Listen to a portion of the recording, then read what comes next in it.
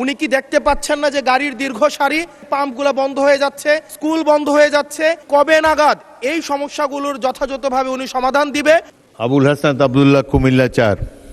মাননীয় স্পিকার, গত সংসদে গত 2 দিন আগে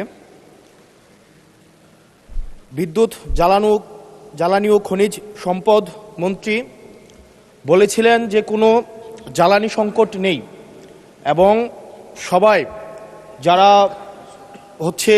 তেল সংগ্রহ করতে যাচ্ছে তারা যথাযথভাবে তাদের সেবা স্থান থেকে পাচ্ছে। কিন্তু মাননীয় স্পিকার, আমরা দেখতে পাচ্ছি গ্র্যাজুয়ালি পাম্পগুলো বন্ধ হয়ে যাচ্ছে। আজকে সিলেটের পাম্প বন্ধ হয়ে গিয়েছে। আমরা দেখছি যে রাস্তাতে লাইনের গাড়ির দীর্ঘ সারি এবং আমরা বারবার করে দেখতে পাচ্ছি যে সবাই প্রত্যাশিত সেবা পাচ্ছে না।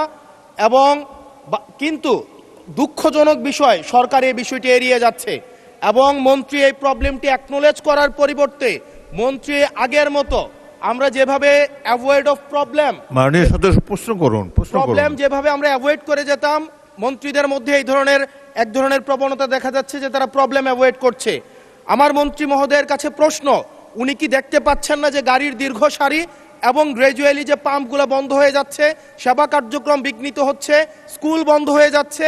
সেই জায়গাতে উনি কবে নাগাদ এই সমস্যাগুলোর যথাযথভাবে উনি সমাধান দিবে এবং উনি প্রবলেমটি অ্যাকনোলেজ করবেন কিনা?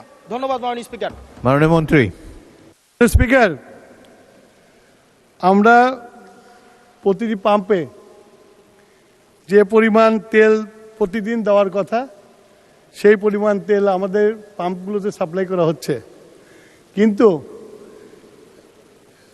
ইরান ঘটনার পর থেকে হঠাৎ করে বিক্রি বেড়ে গেছে।